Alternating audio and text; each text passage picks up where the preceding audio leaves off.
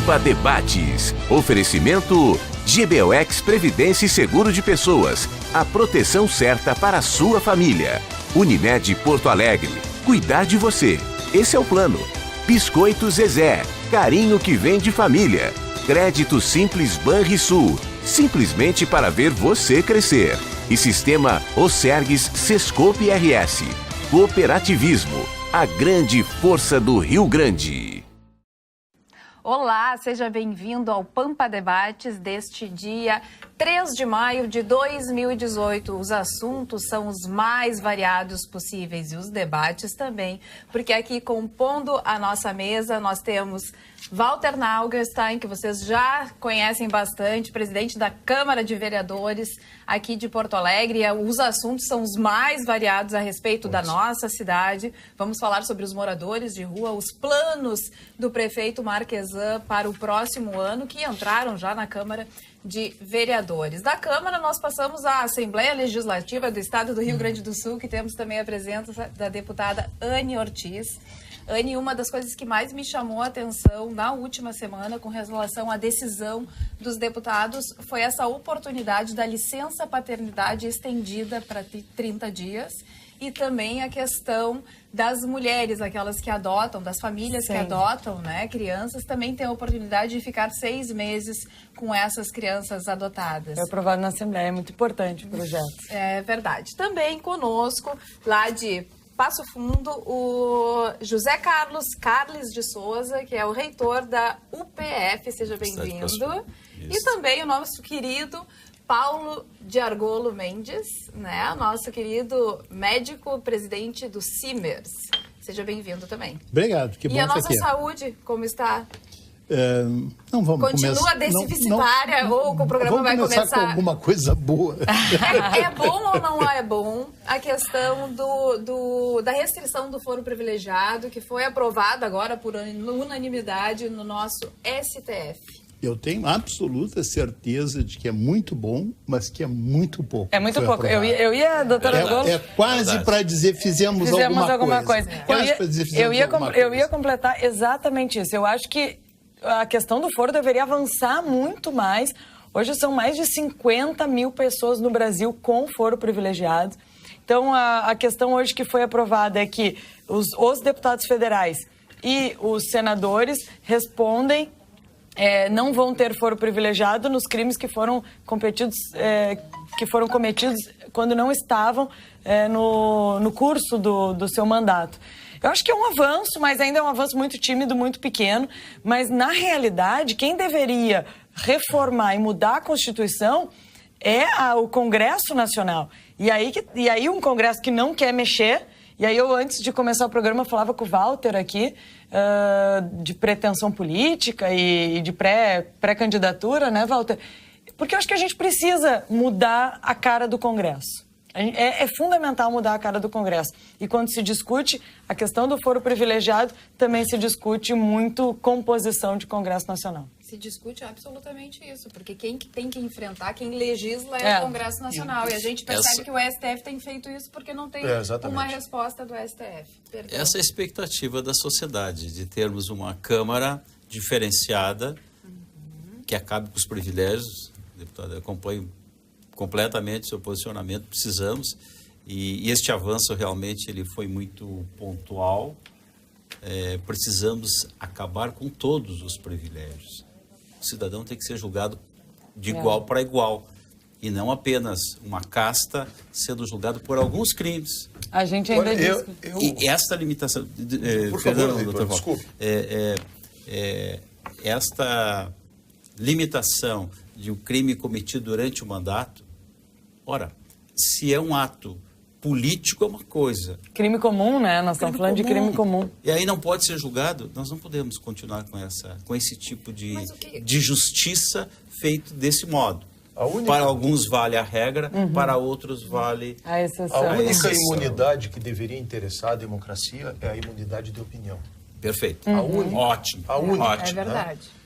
O parlamentar tem que ter o direito de ir à tribuna, se manifestar da forma que quiser, É menos, obviamente, também a liberdade de opinião... Até certo ponto. Né, até certo ponto. Ela também tem que ser relativizada, porque ele não pode ser... O grande jurista brasileiro, Rui Barbosa... Sim, mas não pode ser irresponsável. E para isso tem os conselhos... Aí para isso tem as comissões de ética, né, nas casas. Dizia que a toga, na verdade, equivale à imunidade parlamentar, tem que ser usada como manto e não como escudo.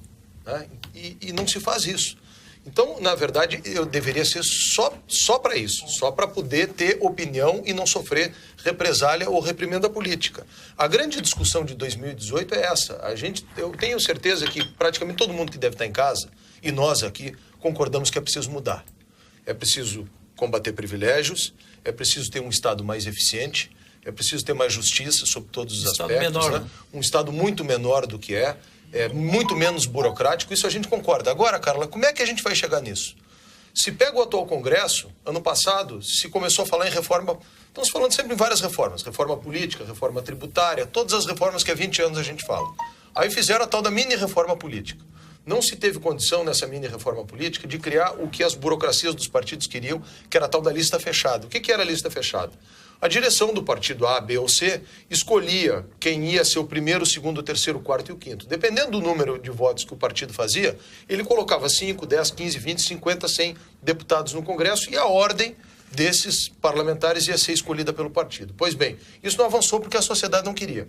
Aí conseguiram avançar no tal do financiamento público de campanha. Quer pegar uma parte dos... Proibiram o financiamento privado, empresarial... Walter, me permite uma parte. Eu acho que a lista fechada... não é um bem também que se faz para a sociedade. Da sociedade poder escolher quem são os seus candidatos. Porque muitas vezes... e aí os partidos colocariam os grandes figurões... Sim, é um bem, não é um mal? O que aconteceu de não passar isso. Claro, é isso que eu quero. É que da forma como não passou, poderia ser interpretado de que foi uma pena que não passou. Não, seria eu acho que foi ótimo que não passou. Mal, né? E que os grandes figurões iam compor o topo dessa lista. Perfeito. E aí pessoas novas na política que querem renovar, que querem ocupar o seu espaço, jamais teriam cadeira. O que eles fizeram para que o cidadão saiba? Fizeram um arremedo que é muito pior. Ou tão ruim quanto. Eles criaram esse fundo, que é de dinheiro público, e aí agora eles definiram que esse dinheiro é só, as cúpulas partidárias, é só para os deputados que são atuais deputados eleitos e para aqueles que exerceram a suplência. Sim, mas essa decisão, é dentro... Quem quer entrar novo não consegue entrar. Mas essa decisão é feita pelos partidos. Isso a legislação porque a legislação de cada diz o seguinte, partido. A legislação permite que os partidos decidam, que a cúpula do partido decida como ela vai utilizar aquele dinheiro. E aí eu liguei ao presidente Lamáquia, fiz um apelo ao presidente, falei com o Antônio Augusto, nosso amigo, e se não forem eles, eu próprio vou buscar fazer isso de alguma forma, entrar com uma medida judicial num determinado momento, porque isso para mim ofende duas coisas. Primeiro, ofende o mandamento constitucional da isonomia. Tá certo que no dia seguinte da eleição tem gente que se elege e gente que não se elege. O cara que vira deputado e o cara que não vira. Antes disso, quando são candidatos, todos são iguais. Todos são iguais. E tem que ser iguais perante o eleitor. E nós temos que preservar o direito da livre escolha do eleitor. Se o eleitor quer escolher o nosso reitor, se quer escolher o doutor Argolo, quer escolher a Ana, quer escolher a Carla, ele tem que ter o direito de escolher quem ele quiser. Agora, se para tu pega um recurso que é público e dá 2 milhões, e a partir daí ele sai e compra, entre aspas, a sua eleição. Aliás, como tem acontecido até hoje, na verdade, porque a lógica é essa, né? A lógica é essa. E não vai mudar. E vai se repetir se continuar desse jeito. O cara, então, se continuar desse jeito... Vai se agravar. Chega em outubro, vai se agravar. Nós não vamos conseguir mudar nada. Não vamos conseguir renovar. Os novos quadros que querem chegar... 45 dias de campanha, quem já não é conhecido, não tem chance nenhuma. E aí, Carla, só para não querer monopolizar, mas para concluir, o deputado federal hoje tem uma estrutura de mais de 30 funcionários, ele tem verbas que eu acho que é uma distorção da democracia também, que são as verbas do orçamento impositivo.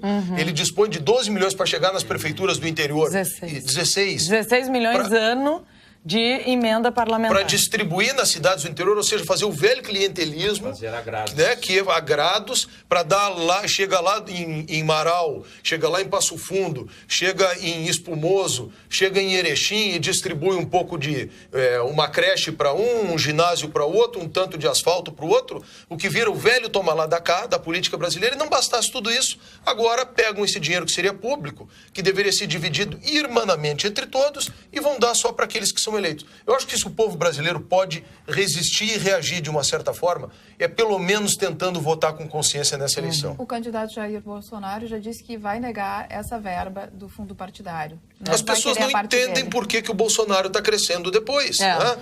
Mesmo com um discurso que muitas vezes beira o fascismo. Não entendem por quê. Porque ele consegue se posicionar alinhado com a indignação das pessoas, com a impunidade, com o crime que campeia, com todas essas coisas que estão erradas. As bandeiras que ele levanta são aquelas que a sociedade está mais desejando nesse atual momento.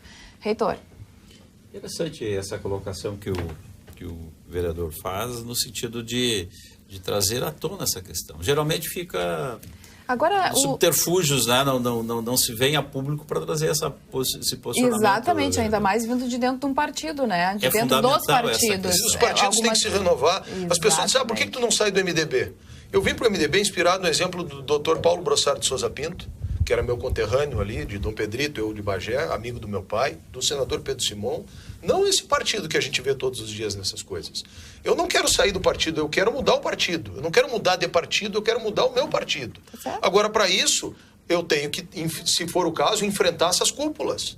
Essa disposição a gente tem que ter. Tá certo. Agora, a gente fala tanto em mudança, mas parece que as pessoas, pelo menos é o que diz a pesquisa aqui, o nosso telespectador. Oi, Carla, através do WhatsApp 999-776994 aqui no Pampa Debates. Ele diz o seguinte: oi, Carla, seja bem-vinda. Carlos de Esteio, para te enlouquecer. Ele já pega meu pé no outro programa, ele continua aqui, tudo bem. A pesquisa Paraná hoje, apesar de preso e massacrado pela mídia, Lula continua liderando corrida presidencial. Abraço, eu fui conferir, é realmente verdade. Paraná Pesquisas, Lula lidera intenções de voto, seguido por Bolsonaro. O cenário, então, apresentado com o ex-presidente Lula participando, ele tem no Paraná Pesquisas aqui 27,6%, seguido de Bolsonaro, 19,5%, depois nenhum candidato, 9,6%, Joaquim Barbosa, 9,2%, Marina Silva, 7,7%, Alckmin, daí é tudo assim, muito espalhado, né? 6,9%, Ciro Gomes, 5,5%, Álvaro Dias, 5,4%, não sabe, 3,2%, Manuela Dávila, 1,2%, Michel Temer, 1,1%, que ele não está com a mínima credibilidade com relação a isso. Doutor Argolo, se as pessoas querem mudança, por que apostam ainda no nome do ex-presidente? Ou é um determinado público que não vai mudar de opinião? Eu acho que tem um segmento, né, que é um eleitorado cativo, e que é interessante observar, né, como mudou esse eleitorado, que era de estudantes, de universitários, de intelectuais. Assim nasceu o PT. Né? Um grande apoio de intelectuais, de estudantes, de pessoas esclarecidas, etc. E migra agora para o interior do Nordeste, para quem tem menos escolaridade, etc. Né? Quer dizer, ele está fazendo a descida no caminho dos menos esclarecidos. Eu acho que isto, a gente comenta pouco isso, mas acho que é uma seta que indica a direção que está seguindo o Partido dos Trabalhadores. Mas certamente eles ainda têm uma cota. O ex-presidente Lula, acho que representou muito bem aquele papel de vítima. Exatamente, conseguiu explorar muito. Mídia por mais de 48 horas. Eu acho que quanto mais tempo ele ficava na mídia, mais se queimava. Olha, eu não sei. Foi um negócio pavoroso. É que as pessoas... imenso. Mas, vou te contar mas uma mesmo coisa. assim, mas um tempo imenso pra gente ver que tinha churrascada, que estavam levando cerveja pra lá, que ele estava tomando cachaça. O esquerdismo é uma religião. É uma forma de ver o mundo. Aquilo não lá adianta foi. o que tu disser, as pessoas não vão acreditar, não vão mudar. Posso dar um exemplo, Valdir? Só dizer que os dados científicos mostram o seguinte, eu trouxe aqui uma coisa. Quando o PT começou a governar, 51% da riqueza brasileira estava na mão de 10% das famílias mais ricas. 51%. No final do governo do PT, estes mesmos 10% detinham 55% da riqueza brasileira. Mas o PT governou para banco. A concentração aumentou ao invés de diminuir. Em 2005, tinham 5 milhões de pessoas no Bolsa Família. Em 2015, que é um indicador de miséria, estava no Bolsa Família quem era pobre. Em 2015, aumentou para 15 milhões. A pergunta é o seguinte, diminuiu a pobreza? Claro que não. Nesse período que a Anne disse que governou para banco, eu dou um exemplo para vocês. Foram 6 vezes mais recursos emprestados pelo BNDES para as grandes empresas, inclusive para a Odebrecht e para essas outras, do que aplicados no Bolsa Família. Todos esses dados que são científicos, eu não estou inventando, nos mostram que todos os mantras repetidos pela esquerda marxista, pelo PT, na verdade são elementos de propaganda política que são científicos também, porque eles pegam. Goebbels desenvolveu isso na Alemanha nazista. Repete uma mentira 1000 vezes até o momento que ela se torna verdade. Não, e no senso comum, e aí para colaborar, com o que o Walter nos traz, que é exatamente isso, no senso comum, eu outro dia divulguei uma notícia sobre aquele aval que o governo brasileiro deu para a Venezuela e para Cuba sobre um valor que eles teriam que pagar. E aí o partido Venezuela, deram um calote e o Brasil se responsabiliza. Inclusive o Michel Temer queria colocar isso agora em votação essa semana. E aí nós estávamos discutindo sobre isso, sobre ainda o rombo aqui no nosso país, outros rombos que nós vamos ter que fechar, pagar, né, no caso da Venezuela e de Moçambique. E alguém me escreve a seguinte frase: mas quem tem que pagar isso aí é o Aécio. E eu falei, gente, aí é uma falta de compreensão. Deixa eu agregar duas coisas aí que eu estava tentando dizer antes. Cada vez que se escreve, que a gente fala sobre Lula e PT, a pessoa fala, mas e o Aécio? Doutor. Mas e o PMDB? Mas isso. É muito complicado isso, e essa discussão que existe hoje muito grande, né? Doutor Paulo. Eu ia dizer duas coisas. Uma que eu estava tentando dizer aquela hora, que é o seguinte. Tem uma amiga que até trabalhou conosco lá no sindicato. E trabalhava na redação de uma das grandes rádios do Rio Grande do Sul, na redação de notícias, atrás da porta, isso era no tempo da ditadura, atrás da porta tinha uma lista, o nome de pessoas que não podiam ser mencionadas, elas não podiam ser criticadas, ela não podia escrever uma notícia criticando o Leonel Brizola, não podia dizer Leonel Brizola. Então, quando o Lula usa 48 horas, sei lá quantas horas, ininterruptas da mídia, pode ser bom, pode ser ruim, ele faturou muito em cima disso, deu uma enorme visibilidade. Então, acho que ele se aproveitou muito dessa cena de que ele é um preso político. Aliás, foi dito com muita clareza, né? Ele não é um preso político, ele é um político preso. Exatamente. Que há uma grande diferença, é uma divisão de áreas.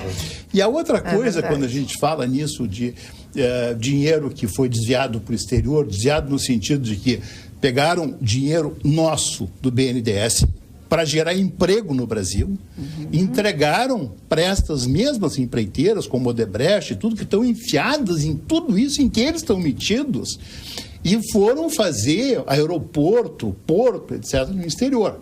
E aí a gente entende por que vem médico cubano. Né? Porque o Porto de Mariel foi feito com dinheiro que Cuba não tem, um dinheiro do BNDES, que foi para quem? Para o Odebrecht. Essa Odebrecht, aquela ali, o nosso dinheiro no BNDES, que era para criar emprego no Brasil, foi Porto de Mariel. Foi para o Porto de Mariel criar o porto, que é seria o segundo maior no Brasil, dando emprego para eles, tirando emprego nosso. E dando propina para tanta gente, né? Dando propina para tanta gente, que é por aí que tudo começa. Exatamente. E aí, só para concluir, como é que Cuba vai pagar isso? Aí nós damos um jeito. Me manda médicos para cá, que de cada 12 mil que eles vão receber, 10 vai para ti, para tu pagar.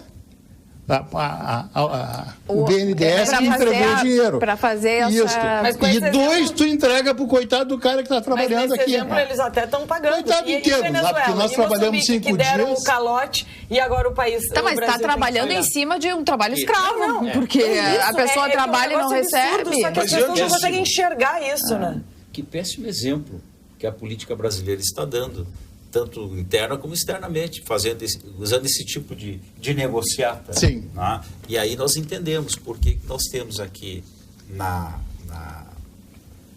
informação que a Carla nos trouxe, dois extremos. A esquerda e a direita, liderando. É verdade, uma coisa que acontece no mundo também. Porque a sociedade cansou desta situação. E mais, a justiça brasileira acolheu a delação. Não vou aqui fazer juízo de valor se ela é boa ou não, mas ela está propiciando esse entendimento. Olha, com a delação, ninguém vai ser punido. Negocia aqui, negocia ali, pega alguns anos de cadeia e se resolve. E quem praticou isso vai ser julgado? Vão apurar a fundo? Nós não estamos vendo. Mas sem a Eles delação, querem sempre chegar na pessoa mais importante, no topo. Mas a delação, ela tem um ganho para o delator. Tem, senão... Nesse aspecto. E um prêmio, né? É o prêmio. Pois bem, doutor Walter, e aí vem aquela sensação assim, para a sociedade ou para o leigo, bom, é impunidade. Ele delatou alguém, ele não vai pagar, ou vai pagar pouco pelo tanto que devia. Né? Então, é uma situação muito delicada. Eu acho que a sociedade brasileira está passando um momento de mudança, sim. Com de mudança, certeza. sim. Mas nós precisamos de vozes mais fortes, de lideranças mais consistentes para fugir do status quo.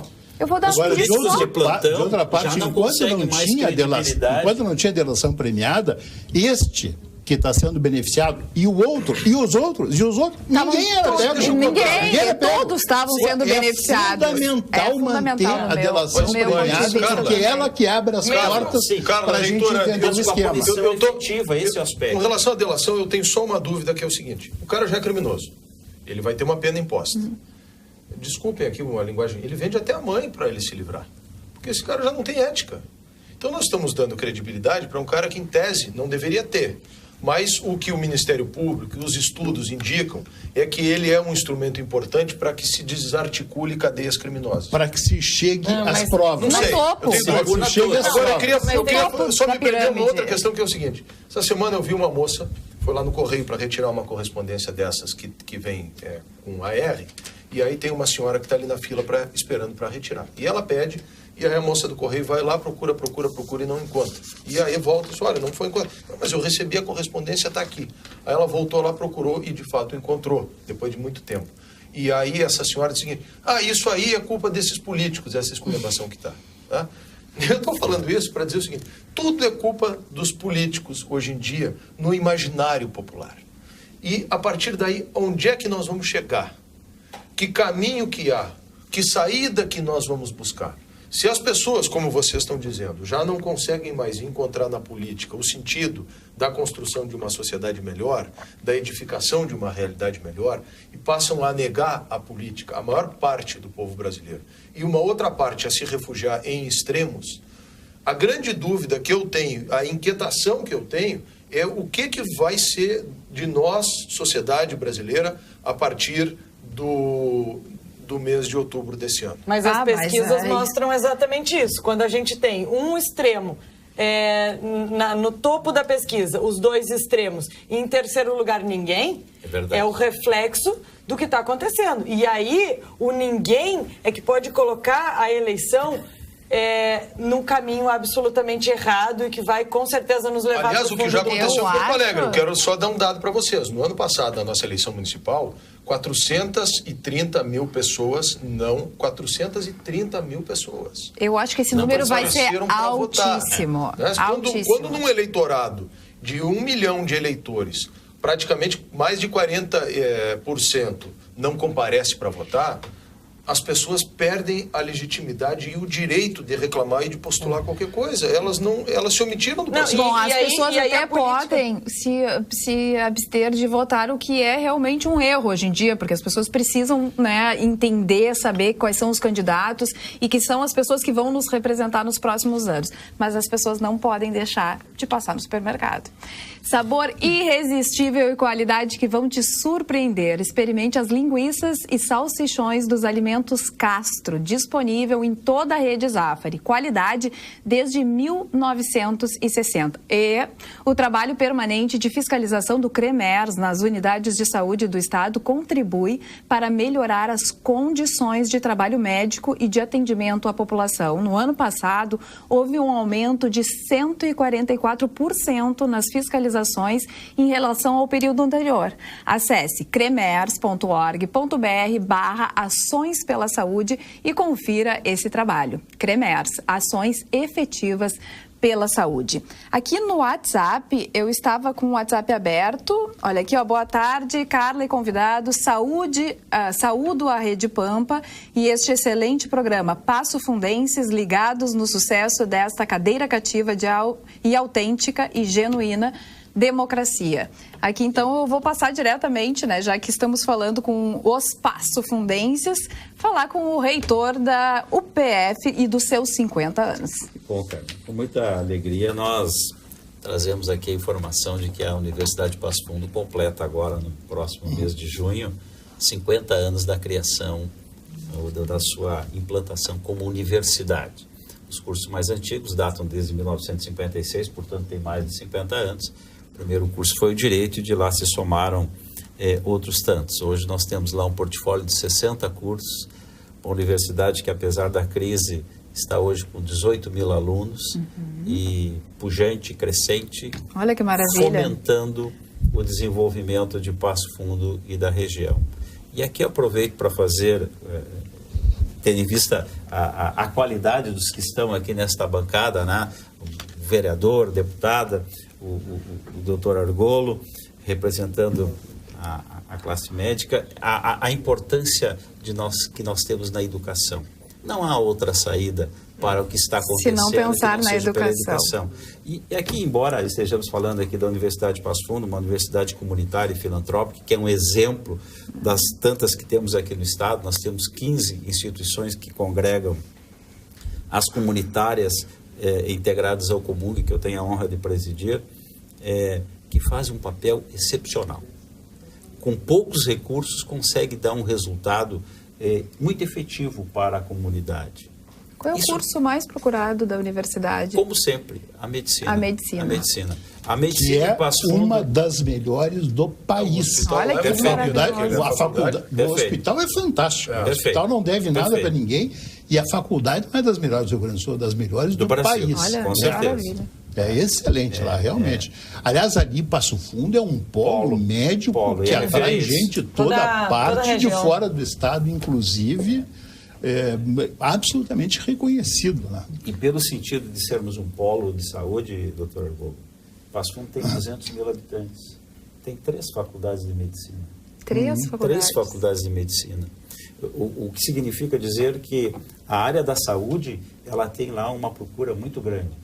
Falamos apenas do curso de medicina, mas tem mais de, acho que, Passo Fundo 3 dezenas de cursos na área da saúde, que estão em torno das 3 instituições. Uma federal, da Fronteira Sul, uma privada, a IMED, e a Universidade de Passo Fundo, cujo curso completa agora, em 2019, 50 anos a Faculdade de Medicina. Então tem uma história muito bonita, né, que estamos aqui compartilhando com todos da bancada e todos a hora da boa notícia para o estado do Rio Grande do Sul. Precisamos uma boa notícia. Ufa, conseguimos. E vemos... É um belíssimo trabalho. Eu tive oportunidade de ir lá, de visitar o hospital, conheço... É realmente fantástico, é um exemplo para o país. O salto, doutor Argolo, que os hospitais, vamos falar no plural, porque é mais de um, né? São 3 de referência, a modernização é algo assim que impressiona.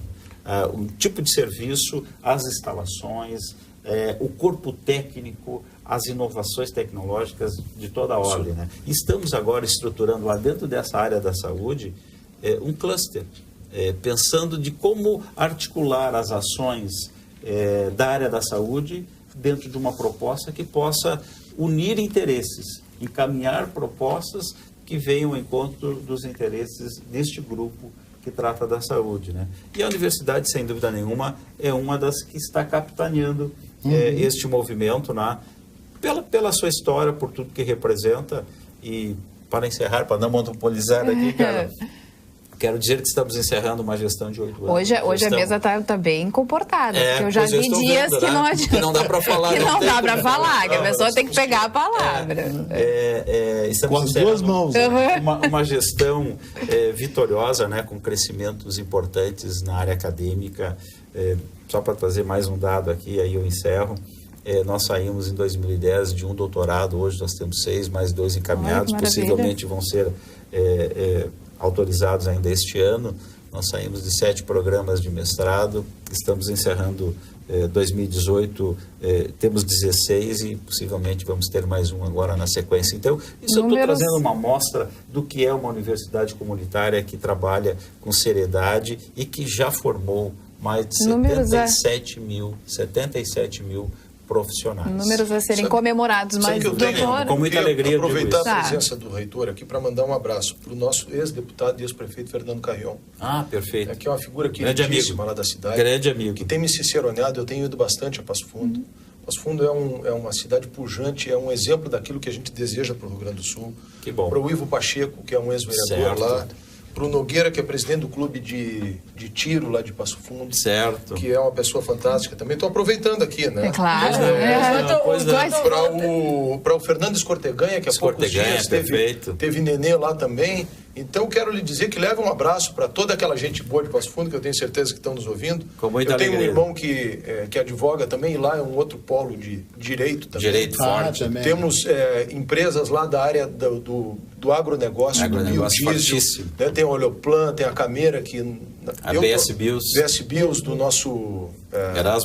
Erasmo. Eu estou afastado da advocacia, mas minha família continua e tem trabalhado bastante por lá. É uma cidade, juntamente com Erechim, que compõe ali, as duas estão pertinho, 60 quilômetros uma da outra, aquilo que a gente gostaria de ver no Rio Grande do Sul. Eu quero continuar com os números. É uma região diferenciada. Aproveitando, Carla, só que o Walter está mandando abraços, eu também quero deixar um grande abraço para o prefeito Luciano Azevedo, hoje esteve lá na Assembleia Legislativa me fazendo uma visita.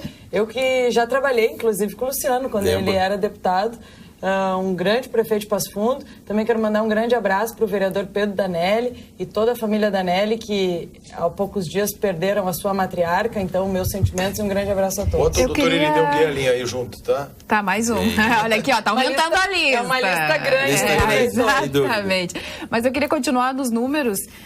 Mas não naqueles números bons, assim, porque tá todo mundo reclamando do correio, não chega a correspondência, as pessoas não conseguem mais pagar as suas contas em dia, com dificuldade de receber até mesmo o documento do Detran, né? Então, assim, isso é um grande problema. Que as corporações e que o esquerdismo construíram destruir no Brasil. Agora, o documento, né? Porque a multa sempre chega, gente. Fala da multa, Anne. Olha, não, é um negócio absurdo. Que essa é uma multa antiga minha. Eu vou entrar aqui. Eu já falei sobre isso aqui no programa, a gente já fez a nossa crítica à IPTC, já discutiu a questão da indústria da multa e o trabalho que tem que ser feito. Muitas vezes, quando a gente pega grandes engarrafamentos na cidade, doutor Argol, poucas vezes a gente vê os agentes de trânsito ajudando o trânsito, de fato. O que eu queria ver é com o apito na boca, dizendo vamos, anda. Isso parece que não existe. Não. E aí ficam lá parados, vendo quem é que vai passar no vermelho para aplicar a multa. E aí... Você sabe que eu nunca vi nenhum com apito mesmo. Eu acho que não está. Eu me dediquei a essa questão. Mas deveria. Eu me dediquei a essa questão, inclusive fui perguntar por que não usa. A impressão que eu tenho é que o agente acha que este novo agente acha que é uma linguagem jurídica, que é uma captis diminutio, quer dizer, uma diminuição, né? É uma redução do seu papel, usar o apito. Do seu poder. Do seu poder usar o apito. Mas o que é a educação do trânsito? Seu status. Não usam mais o apito de trânsito. Deveriam usar, não há dúvida. Continua valendo como um elemento sinalizador do trânsito. Só que a Anne tem razão. Eles não atuam mais na sinalização. Não, eles ficam parados, olhando, ver o que está acontecendo. E aí, para o trânsito fluir, para as coisas acontecerem, eu acho que o apito, a atuação do agente é muito importante. E aí, eu recebi aqui, não eu particularmente, mas me entregaram essa multa aqui. É um negócio surreal. É uma multa pelo veículo estar com defeito na iluminação, nos faróis. É um veículo novo, que foi comprado zero em setembro de 2017. A primeira revisão foi feita em janeiro de 2018 e essa multa veio por defeito na iluminação em março de 2018. Um veículo que toda a questão, como é que eu posso falar assim, de farol e tudo, é tudo tecnológico, existe um computador hoje em dia nos veículos mais modernos. Quando não funciona, ele avisa. Quando não funciona, avisa que o pneu tá murcho, avisa que tem que abastecer, avisa quando é que tem que fazer a revisão, avisa tudo, o farol liga sozinho. E aí eu digo assim, como é que a gente não vai falar da indústria da multa? E aí a explicação é o seguinte: o veículo não foi abordado pelo agente porque ele seguiu marcha, impossibilitando a aproximação. Todas as sim, multas. a pessoa Todas vai ter que adivinhar agora. Só deixa eu- Maravilha. É um negócio absurdo. Qual é o valor de gente, uma é um multa absurdo. Esse é o problema, porque na verdade a multa é R$130. Aí o que acontece? Ninguém vai constituir um advogado para contestar uma multa de R$130. Do total de multas aplicadas em Porto Alegre, menos de 2% são objeto de recurso e 0,80% do total de multas tem os recursos deferidos. 0,80%. De 2%. Portanto, De 2%. 99,2% das multas são aplicadas e são cobradas. Eu, no ano passado, em maio, fiz um pedido de informações, uma prerrogativa do vereador à EPTC, e fiz 24 perguntas. Porque sempre as pessoas falavam o seguinte: uma caixa preta, é uma indústria da multa, é isso e aquilo. Nós formulamos 24 perguntas. Depois de muita insistência, de uma ameaça de entrar na justiça com uma ação de habeas data para a abertura desses dados, a EPTC, enfim, final de agosto, me encaminha essas informações. Algumas coisas que eu achei estranho. Mas, preliminarmente, antes disso, é o seguinte: o agente de trânsito tem o que se chama de fé pública. Isso é muito ruim, porque o cidadão também tem, por força da Constituição, a boa-fé. Se presume que todo mundo tem boa-fé. Então, tu coloca em xeque dois valores, que é a fé pública do agente e a boa-fé do cidadão. Tu não pode presumir que ninguém sai por aí, embora existam péssimos motoristas e embora existam também infratores, não há dúvida disso. Não, há muitos infratores. Agora, eu acho que tu contestar uma multa, eu passei a 70, 80, num radar, tem foto, é um detalhe. Agora, falar, mas o teu farol não estava funcionando, e tu não conseguir nem questionar. Aí, o que eu descobri com isso, Anny? Até porque essa multa aqui, com certeza, o dono do veículo vai entrar com recurso. E aí o advogado vai dizer, olha, eu vou entrar, mas tu não vai ganhar. Algumas coisas que eu descobri que são É curiosas. isso que as pessoas pensam. Ninguém ganha, por isso só 2% entra. entram. Só 2% entram, ninguém ganha. Ninguém e na verdade tem ninguém ganha, porque de quem ganha, somente 0,78% tem os seus recursos atendidos. Outra questão curiosa disso que a Anny falou que eu descobri. Quem passa num pardal, a média dos dispositivos eletrônicos de fiscalização de trânsito em Porto Alegre por mês é 6 mil multas. De 2 anos para cá, especialmente no ano passado, a média dos agentes de trânsito subiu de forma exponencial. De modo que, em algumas multas, mais do que triplicou o número de multas aplicadas pelo agente. Aí eu fui cobrar o Solete, que é um cara muito correto, que é um diretor da EPTC, muito gente boa. Muito. Eu disse, Solete, mas o que está acontecendo? As duas explicações. Primeiro, nós estamos em 2018. Em 2016, o total de reais arrecadados nas multas de Porto Alegre foi em torno de 25 milhões. No ano passado, chegou a 55 milhões, dobrou o valor das multas. Não vamos nos esquecer que o prefeito tinha, durante a campanha, prometido que a primeira coisa que faria seria demitir o Vanderlei Capellari, exatamente para enfrentar a indústria da multa. Pois bem, a indústria da multa mais do que dobrou. Eu fiz essa cobrança. O prefeito disse que ia demitir o Capellari, a indústria da multa mais do que dobrou, e multas absurdas como essa. O que aconteceu? A explicação era a seguinte: foram adquiridos equipamentos eletrônicos como esse, que aumentaram a eficiência da atuação do agente. E um apito não, né? Tá bem. O apito na boca do agente... O apito que é tão baratinho. Esse não dá dinheiro. Não. Como é que nós vamos resolver o trânsito? O Código Brasileiro... Equipa todo mundo. Resolve o trânsito botando um apito.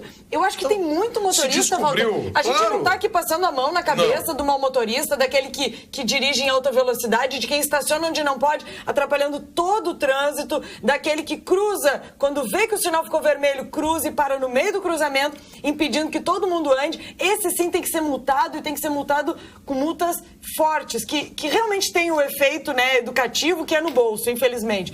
Agora, tu pegar e dizer assim, não, mas tu passou e tu não ligou a seta, ou Não ou isso pode. aqui, Isso aqui, gente. dizer que a pessoa não foi parada porque o trânsito era intenso, né? Eu tenho muitas, porque quando eu comecei a fazer... Numa rua que não anda ninguém, numa rua que não anda ninguém. Eu tenho um live, quando eu recebi essas informações que eu fiz, deu mais de 150 mil visualizações. E aí começaram, então, a se acumular os relatos e eu receber pessoas que me traziam essas informações. As pessoas trazem informação realmente absurdas. E a acontece. gente fica chocado com a forma. A partir disso, eu reconheço que algumas melhoras aconteceram. Por exemplo, eu sei que a EPTC começou a fazer campanhas educativas. Quanto desses 55 milhões é aplicado por ano em campanhas educativas de trânsito? Até hoje, eu também ainda não sei. E cadê a transparência? Essa é uma bela pergunta. Cadê a transparência? Isso eu tenho cobrado. Quanto que é investido nos agentes? Esse dinheiro vai para o Caixa Único. Eu fui ver, teve um show do Coldplay aqui em Porto Alegre no ano passado. Era um caos no final do show ali, na saída do Grêmio, aliás, como é na maior parte dos jogos. Vocês sabem quantos carros e agentes de trânsito tinham ali? Tinham 3 carros e 8 agentes. Eu fui cobrar a EPTC. Como é que faz isso? Né?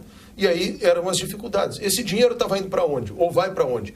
Vai para o Caixa Único. Volta para a EPTC, volta para a aplicação. Outra coisa, o Código Brasileiro de Trânsito proíbe que a multa seja aplicada em locais onde não haja sinalização clara, evidente. E tem locais que historicamente a gente sabe que tem agentes postos ali para pegar o motorista desavisado e desprevenido. Eu tenho um lugar clássico que eu sempre digo onde é que eu uso como exemplo. Na esquina da Vicente da Fontoura com a Protásio Alves. Tem uma plaquinha pequena, a mais ou menos 2 metros de altura no poste, porque está proibido dobrar à direita. Só que, historicamente, sempre pôde se dobrar à direita ali. Quando se abriu a Neuza Brizola, que é aquela rua que sai ali na altura do Trianon, para quem está descendo a Vicente da Fontoura, quem sabe onde é que eu estou falando aqui em Porto Alegre, se quis direcionar o trânsito para ali, para o trânsito não chegar até a Protásio Alves. Aí se colocou aquela plaquinha. Só que essa placa ninguém vê. Não custava nada no piso, no asfalto, no chão. Mais sinalização. Mais sinalização. Encher de sinalização. Aí não põe sinalização e aí acontece esse tipo de coisa. Um foco de multa. A gente está tratando de um problema histórico de Porto Alegre também e um problema de caixa, né? Porque também se resolve caixa com multa, né? Botando... Só que o que a gente não pode também é que nos entendam, né? Os telespectadores, eles defendem o fim da EPTC. Não, porque eu, inclusive, ligo muito para a EPTC para avisar que tem carros estacionados em locais proibidos e aí acabam atrapalhando e criando um caos, principalmente ali no centro de Porto Alegre. Acabam criando um caos no centro porque de 2 pistas se passa para uma, porque tem carros estacionados onde não pode. Então, isso tem que ter fiscalização todos os dias. Inclusive, tinha gente só que me preciso dizia, equilibrar. o cara quer impunidade no trânsito, tá cheio, tem mais é que multar mesmo. Jamais, a gente só não quer isso. Não quer que um carro zero de última geração receba uma multa porque tinha defeito na iluminação e o agente não conseguiu parar o motorista. Aí, gente, aí não tem cabimento, sabe? Essa é a questão. E todos os dias, eu ligou para o EPTC ou para o Marcelo Soletti, que é um grande cara, mas infelizmente o recurso... Reforça o sentimento da população de impotência. E o recurso tem que ser investido. Não adianta, não tem nada que... Reforça aquele sentimento de que o Estado conspira contra nós, cidadãos. Só para complementar... Se eu precisar de uma poda de uma árvore, eu peço para o Estado, ele não me dá. Se eu pedir que ele conserte um buraco da rua, eu peço para o Estado, ele não me conserta. Se o meu vizinho faz uma obra irregular do lado da minha casa, eu ligo para a prefeitura não manda demolir. Se eu estou no meu carro e já estou pagando um IPTU absurdamente caro, eu ainda recebo uma multa injusta. Reforça nas pessoas um sentimento que o brasileiro tem de que o Estado hoje não serve para nada, senão para ser uma atrapalhada. Aqui tá muito, a estrada aqui tá muito pesada, que é muito fluxo de estrada e pouco fluxo desse. Sai dentro de um buraco. Foi 2 parlamentares. Não dá. 2 políticos do mesmo lado, eles falam reitor e presidente do sindicato não tá tendo um fluxo. Deixa eu falar de Porto Alegre. Um pouquinho. Eu estou preocupadíssimo com essa história, com a proposta da prefeitura de resolver, ou enfim, de tentar resolver o problema dos moradores de rua. Verdade, isso ótimo, é preciso fazer alguma coisa, etc. Agora, o que eu tive a oportunidade, eu não terminei de estudar aprofundadamente as propostas da prefeitura, mas o sentimento que me dá, olhando isso de início, é como se dissesse assim: vamos resolver o problema da segurança no Estado. Estamos contratando mais 5 brigadianos. É mais ou menos o sentimento que me dá vendo a proposta da prefeitura. Então vão abrir CAPs, né? As pessoas... Vão enxugar gelo. Vão enxugar gelo. Então, assim, vão perguntar para um sujeito que é dependente de crack, assim, ó, tu não gostaria de ir num ambulatório? Compulsório não vai acontecer, né? Isso é como perguntar para bêbado, que tu para no trânsito, assim, o senhor acha que está bêbado? Ah, não, o senhor acha que não? Então, pois não, o senhor pode seguir. Se o senhor acha que não está bêbado, você, o senhor está bêbado, então vai no ar. Não, primeiro tem que estar sóbrio. Se não tem leito para internar essa gente... Sim, tem que ter leito. Isso é uma mentira, isso é uma falácia. Tu tem que desintoxicar ele para que ele tenha condições de decidir se vai querer se tratar ou não. Enquanto ele estiver bêbado, ele não tem condições de decidir se ele quer tratar o seu alcoolismo ou não. Enquanto ele estiver sob efeito do crack, ele não tem condições de fazer esta opção, sequer de decidir se ele quer se tratar ou não. E mesmo depois sem o efeito crack, porque o elemento volitivo, que é a vontade dessa pessoa, infelizmente está corrompido pela droga. Está corrompido por um processo de degradação. Hoje o Erno esteve lá conosco, a gente falou a respeito disso. Eu tenho grande admiração também pelo trabalho do Erno. Só que o prefeito Marquesan criou uma Secretaria de Assistência Social. Essa secretaria deveria tratar disso. Botou lá dentro do EMAB e outras estruturas. Quando a secretária Maria de Fátima tentou fazer, a secretária saiu de lá e não conseguiu. Aí o prefeito transferiu essa atividade para a saúde. E a Secretaria de Assistência Social, hoje eu não sei o que faz. E eu cobrei o Erno e disse o seguinte: Erno, nós temos feridas abertas na cidade. Os moradores da Ipiranga, do dilúvio, o viaduto Otávio Rocha, a Praça da Matriz, o viaduto da rodoviária. Não, a situação está caótica. A situação está caótica na cidade. Embaixo, na frente do gasômetro, Carla, em cada pilar daqueles do aeromóvel, hoje tem uma barraca preta de lona ali. E se fizer o seguinte, se chegar lá e perguntar, o senhor deseja sair daqui? Não, não desejo. O cara vai embora e não acontece nada. Então ninguém está querendo, obviamente, pegar as pessoas à força, arrancar e levar. Só que essa leniência e a falta de autoridade que se estabeleceu no Brasil estão nos trazendo ao estado de coisas que a gente está vivendo. E a questão dos moradores de rua é só uma face desses fenômenos perversos que estão aí. Olha, grandes histórias começam nas melhores vinícolas, se transformam em vinho e chegam à sua taça através do trabalho minucioso da Vinhos do Mundo. Importando de Mendoza, Vale de Colchagua, Piemonte, Toscana, Languedoc, Patagônia, Terro e outras regiões, os mais diferenciados rótulos. Viva a melhor experiência do velho e novo mundo em uma loja Vinhos do Mundo, na Avenida Cristóvão Colombo, número 1493, na Getúlio Vargas, número 1135 e a Alípio César, número 203. E a Unicred é a instituição financeira cooperativa que acredita que realizar é estar junto. Por isso, está sempre ao seu lado, transformando investimentos em resultados e oferecendo as melhores soluções para as suas oportunidades virarem grandes conquistas. Procure a unidade de negócios mais próxima e saiba como o cooperativismo pode fazer parte da sua vida. Unicred, mais valor para vocês. E agora, vamos ao quadro Saúde com o Dr. Gilberto Schwartzman. Boa noite, eu sou o professor Gilberto Schwartzman, sou oncologista. Os pacientes com câncer não devem perder a esperança na ciência.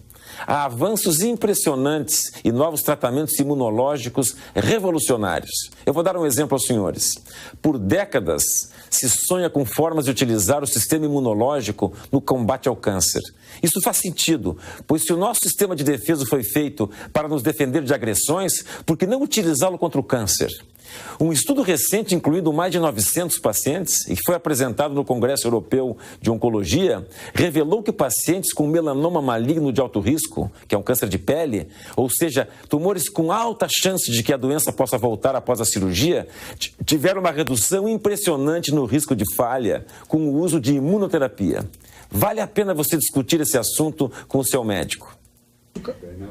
Olha, gente, esse assunto dos moradores de rua, ele rende bastante. Aine Ortiz, qual é a tua explicação a respeito disso? A questão Existem algumas cidades que conseguiram mudar esse panorama? Eu fui à Vitória do Espírito Santo, conheci um trabalho excepcional que o prefeito fez lá em Vitória, o prefeito Luciano, em relação à questão dos moradores de rua. Diminuiu consideravelmente o número de moradores. Mas não é pegando uma única secretaria e resolvendo isso com uma secretaria. Tem que ter uma força-tarefa da prefeitura, uma transversalidade e tem que ser prioridade. Tem que ser prioridade. E lá, Walter, era prioridade. Era com a SMIC a secretaria que tem relação com a SMIC, que fechava os estabelecimentos que funcionavam de forma ilegal, fornecendo drogas e bebidas. O álcool é um grande problema. Muitas vezes a gente acha que é o crack, mas é o álcool o grande problema que deixa essas pessoas na rua. Aí tem a questão da desintoxicação, perfeito. E depois?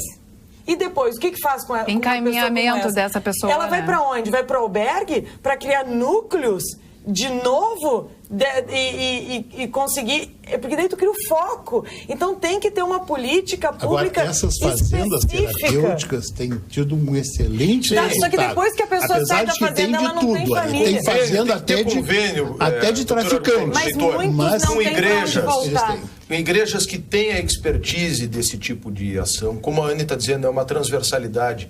E uma coisa que eu defendi hoje com o secretário Erner, eu tenho defendido há muito tempo, que eu chamo de acupuntura social. Tu tem que chegar naquele lugar que tem um foco e tu tem que enfrentar o foco ali e resolver. E aí depois tem um trabalho de manutenção que é social por um lado, mas por outro lado é também policial. Policial, vou dizer em que sentido? Nós temos um projeto Câmara na Rua, que eu estou desenvolvendo na minha gestão lá. Primeira ação que a gente fez no Câmara na Rua, fomos no viaduto Otávio Rocha. Nós verificamos um traficante às 8 horas da manhã no viaduto Otávio Rocha agindo ali, vendendo crack. Bom, tem que ter uma repressão nisso. A Guarda Municipal tem que servir para quê? A Guarda Municipal tem que, depois que faz a ação social, que faz a desocupação, o encaminhamento, que dá o trabalho, assistência social, leva para um albergue, ninguém está defendendo aí que as pessoas saiam de lá apanhando, nem nada disso, longe de mim, mas depois que retire, que dá o encaminhamento, tem que ter uma ronda da Guarda Municipal. As praças, a Praça Júlio de Castilhos, na esquina da Ramiro Barcelos com a Mostardeiro, com a Independência, ali perto do Hospital Moinhos de Vento, tem uma barraca dentro da praça. É possível? Uma praça que estava dotada, essa praça é da cidade, das pessoas, nos pontos de ônibus, né, nas paradas de ônibus. Então tem que ter a Guarda Municipal cumprindo a sua tarefa, que é o seguinte, vai o carro lá, a viatura, isso foi outra coisa que a gente fez, pegou metade da frota da Câmara Municipal e doou para a Guarda. Agora, essa frota que foi para lá, esses 5 carros, então põe nessa ronda. Uma ronda que vai lá e chega de manhã e diz o seguinte, olha, o senhor não pode montar uma barraca aqui e se instalar aqui. O senhor tem que ir lá para a FASE. Lá tem um programa de assistência social e lá vão atender o senhor. Para a FASC. Lá vão atender o senhor. Lá tem um albergue de noite, lá tem um café da manhã, lá o senhor vai poder tomar. Aqui o senhor não pode ficar. Aqui o senhor não pode ficar. Agora, se deixar de fato, bom, aí vira isso que... Aí é como o doutor Argônio falou, quem é que vai querer sair da rua, né, drogado ou alcoólatra? Tem outra questão muito séria. Eles transformarem em aluguel social. Tem outra questão muito séria que é a comorbidade. Então, dificilmente tu vai encontrar um alcoólatra que é só alcoólatra. Ele tem outra patologia psiquiátrica. Dificilmente vai encontrar um adido a crack que é só adido a crack. Ele tem uma patologia psiquiátrica que acabou levando a isso. Nós praticamente não temos tratamento psiquiátrico em Porto Alegre. Por isso, doutor Argônio, praticamente não temos. Mas essas colônias que o senhor estava falando, essas colônias precisam ter o apoio do governo, precisa ter aporte de recurso, né? Nós não podemos entregar tudo na mão da igreja e dizer, faz o que puder, ou cobrar das famílias quando elas podem pagar ou se matam para pagar alguma coisa lá e dar condições quase subhumanas para as pessoas sobreviverem lá. Em Passo Fundo se enfrenta essa realidade ou não? Sim. O senhor está dizendo uma coisa muito séria. A questão é muito complexa. Não basta tirar da rua porque é usuário de drogas ou de álcool, seja o que for. Precisamos dar opções. Quais são as opções? O senhor lembrou, as colônias de tratamento junto às igrejas, isso tem funcionado. Sim. Mas não é suficiente. Precisaria se institucionalizar projetos municipais, porque isso acontece no município, não adianta pensar numa política, o Estado do Rio Grande do Sul vai resolver. Não vai, é pontual, onde está o problema. É municipal, tem que enfrentar. Exatamente, é um ataque direto, né? Mas tem que ter uma rede. Uma rede para dar atenção. Ontem eu vi um programa em Nova York. Só falar uma coisa. Olha só, eu queria só resgatar uma outra questão aqui, que é importante, porque nós não podemos imaginar... Mas depois não deixa passar para lá. Não, vai ficar aqui um pouquinho. Vai ficar Nós não podemos imaginar. Esses dois aqui juntos, olha, tem que separar. Eu quero concordar, doutor Argônio, eu quero concordar do senhor e falar dos albergues. Nós não podemos imaginar que essa questão do alcoolismo, da drogadição, é privilégio dos que moram na rua, não. Sim. Esse problema é muito mais complexo, Sem está dúvida, muito mais sem dúvida, próximo sem de dúvida. todos nós do que nós imaginamos. É verdade. Num espaço, por exemplo, nos educandários, isso é crucial, é um problema seríssimo. Está presente, nós temos enfrentado, mas não temos poder de polícia. Nós fazemos aquilo que é possível. Então, voltamos ao ponto que eu referi anteriormente. Quem sabe pela educação nós encontramos um viés para evitar que aumente esta população, porque ela é crescente. A cada ano aumenta mais, quer seja um morador de rua ou o dependente. Lotando essas colônias mais estruturadas, cada vez tem uma demanda maior, Mas a questão recorrente. Anne, muito obrigado por concordar comigo. Muito Não, obrigado. eu quero falar Mas não uma precisa coisa. dizer, deixa eu dizer uma coisa, olha aqui, ó. Tem coisas que são angustiantes. Por exemplo, nós não temos leito psiquiátrico para a infância e para a adolescência. Não tem isso, praticamente nada.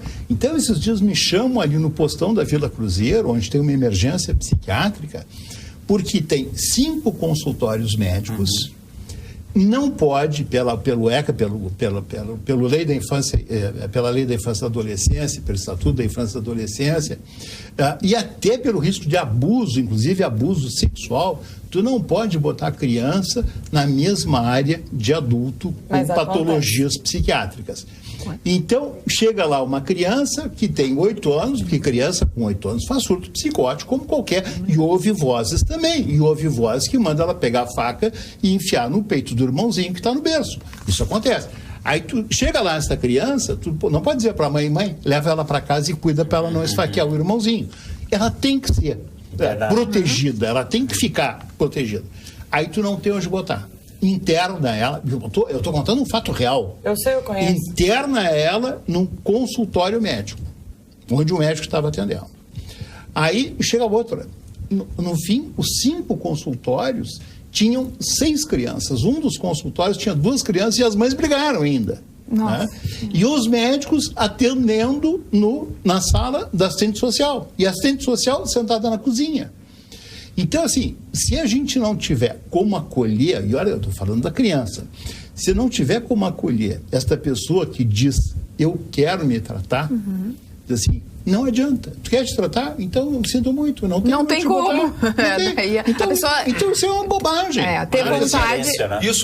Isso é uma visão ideológica que, na verdade, é apenas também mais uma faceta de uma visão muito mais complexa que permeou a Constituição Brasileira de 88, que foi feita no momento errado, né? Porque a Constituição Brasil vive de pêndulos, e aí a gente consagrou demais direitos, Carla, sem estabelecer deveres.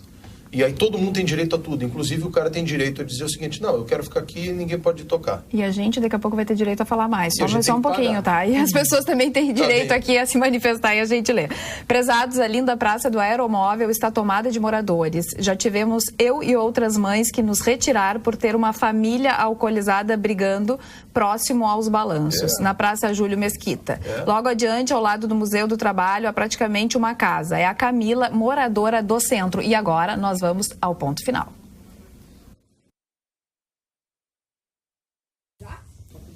Então vamos ao ponto final, e aí a gente reservou esse finalzinho aqui pra gente ter um pouquinho mais, assim, não 1 minuto para cada um, mas 1 minuto e meio. Vamos começar pelo doutor Argolo? Perfeito. Queria acrescentar aqui nessas preocupações que a gente está mostrando com relação à prefeitura, uma preocupação muito grande que nós estamos tendo com a questão do telesaúde. Então, o que poderia ser uma coisa muito boa, acaba atrapalhando o atendimento na medida em que vão se acrescentando procedimentos burocráticos para o médico realizar. O médico precisa ter tempo para atender o paciente, né? E aí diz assim, os médicos não cumprem horário, não sei o quê. Há mais de 10 anos, todos os médicos que atendem SUS em Porto Alegre batem o ponto com o dedo. Então não me venham com essa conversa. Todo mundo não fez nada em saúde, não botou dinheiro em saúde e diz assim, não, o problema é o médico. Não. Mentira, é mentira. Todos estão lá botando o dedo. Agora pega o médico e diz assim, não, agora em vez de escrever à mão, tu vai escrever num computador. Isso toma mais tempo. Tempo que eu tinha para ficar com o doente. Ampliaram o tempo? Não. Aí, vocês agora, para conseguir uma consulta com um especialista, tu tem que ligar para o telemedicina. Aí, e o telemedicina, tu tem 20 minutos dentro da consulta para escrever no computador, para ligar para o telemedicina te atender, para tu dizer que precisa justificar porque que tu precisa a consulta com o especialista para aquele paciente. E se tu não fizer isso, o paciente perde pontos e perde lugar na fila. Essa é a então, realidade. tudo isso, pior, ele só atende de manhã. Então, se o meu paciente vier de tarde, ele já está perdendo ponto, porque... Então, assim... É umas coisas que não funcionam, né, pensar isso doutora de novo. Isso era uma coisa de perguntar ao presidente Nagelstein. Era uma coisa de fazer uma consulta à prefeitura, e especialmente à Secretaria de Saúde, e perguntar, olha, o nosso secretário vem do programa de telemedicina. Como é mesmo que funciona esse acordo em que o secretário está dos dois lados? Ele é contratante, ele é prestador de serviço. Nós precisamos entender melhor isso. E agora o que não é mentira é que nós vamos ao ponto final. Ponto final. Oferecimento Produtos Gimo. Qualidade comprovada. FCDL apresenta QComércio, o maior e mais completo programa de qualificação e gestão de empresas. Reitor, por favor, o seu ponto final. Quero, Carla, agradecer mais uma vez a oportunidade de estar aqui e poder trazer informações a respeito da nossa universidade, da Universidade de Passo Fundo, e compartilhar aqui com os colegas da mesa assuntos tão importantes, tão complexos, que evidentemente não é num debate como esse que nós vamos encontrar a solução, mas sem dúvida nenhuma é o primeiro passo, um passo importante para trazermos à lume essas questões e discutirmos cada vez mais para... evoluir. Que a sociedade possa cobrar mais. A sociedade cobra muito pouco. Muito Se bem. a sociedade brasileira fosse... Tem que ter entendimento para isso. Mais efetiva na cobrança, eu tenho absoluta certeza que nós teríamos encontrado saídas e resultados para muitas questões que ficam muitas vezes nos escaninhos do governo amorcegando, eu diria, né? Porque não tem recursos, como se fosse problema só do governo. O problema é de todos, mas não se traz isso para discutir com todos. Fica meia dúzia discutindo. Nós temos que mudar esta realidade. Eu que agradeço a sua presença. Anne Ortiz? Carla, é um prazer imenso voltar aqui ao programa, ainda mais sobre o teu comando, Obrigada, né? E eu quero aproveitar ponto final para mandar um grande abraço para o amigo de Santa Rosa, Telmo Brandão, que é telespectador aqui do Pampa Debates. Eu estive em Santa Rosa, na FenaSoja, e ele disse, Anne, eu assisto todos os dias, mando um grande abraço para a bancada, mandando também, aproveitar e mandar um abraço para o Paulo Sérgio, né, que deve estar nos assistindo abraço, agora. chefe! E dizer que, bom, as questões aqui são muitas, eu acho que a gente levantou pontos importantes, a questão dos moradores de rua em Porto Alegre é uma questão muito importante, tem que ser tratado com muita seriedade. E como a gente tem uma cidade que tem inúmeros problemas, acho que a questão da habitação, da saúde também, da saúde mental, que é dado pouca importância, vamos dizer assim, por uma questão tão séria, com consequências tão importantes, não só para a vida daquelas pessoas, mas para a vida da família inteira e da sociedade. Quero dizer que o mais importante disso tudo, eu quero fazer um destaque só, é a gente não deixar que pesquisas como essa que a gente viu tenham um número tão grande de quem diz que não vai votar em ninguém. É preciso a gente tomar para nós as responsabilidades e não terceirizar as responsabilidades. E saber que a sociedade não é culpa só dos políticos o que acontece, é culpa de todos nós. Vereador, 30 segundos lhe resta. 30 segundos. Então, dizer o seguinte, a gente está fazendo um enorme esforço de economia lá na Câmara de Vereadores e eu propus ao prefeito antecipar a devolução do recurso da verba da Câmara para que ele pudesse enfrentar a questão dos moradores de rua em Porto Alegre. Essa é uma questão. A segunda, nós assinamos ontem no TRF4 com o desembargador Thomson Flores, o presidente do Tribunal Federal aqui da 4ª Região, tão famoso nos últimos dias, a implantação do programa de processo digital na Câmara de Vereadores, que é o SEI Digital, e vamos implementar isso até o final do ano. Eu quero convidar todas as pessoas que estão nos ouvindo, se quiserem assistir, nós estamos inaugurando uma exposição da Segunda Guerra Mundial no dia 8 agora de maio, que é o dia da vitória na Câmara de Vereadores. Uma exposição muito bacana, Carla, com o acervo do brigadeiro Nero Moura. E por último, dizer que hoje houve uma coisa muito bacana lá no Parlamento. Nós demos posse aos vereadores mirins da mini-cidade do Colégio Israelita Brasileiro. Olha que legal. O Colégio Israelita tem uma pequena cidade onde são eleitos vereadores e um prefeito. E aprendem desde o pré até a 5ª série do 1º grau, a exercer a sua cidadania. Isso é uma coisa fantástica, que todo ano a gente dá posse. Isso é muito genial. Eu gostaria que as escolas, todas particulares e públicas, pudessem fazer pequenas cidades e seguir esse exemplo que é fabuloso que o Colégio Israelita Brasileiro faz. Eu queria mandar um Maravilha. abraço nosso. 5 segundos. Miguel Santos, um abraço. Um abraço para o Paulo Sérgio e parabenizar o Paulo Sérgio, porque ele realmente está mostrando competência ao administrar a Rede Pampa, né? E a prova disso é esse programa que ele conseguiu fazer um upgrade, né? E melhorar, e melhorar a direção do programa. Né? Agora eu fiquei feliz. Está mostrando competência ao gerenciar. Ô, chefe, tá tudo certo. Melhorou sensivelmente. Assim eu me despeço de toda a bancada, agradecendo a presença e a participação, assim como dos nossos telespectadores. Tenham todos uma boa noite e vocês ficam agora com as principais notícias da sua região com os apresentadores locais do Jornal da Pampa. Um abraço e até amanhã.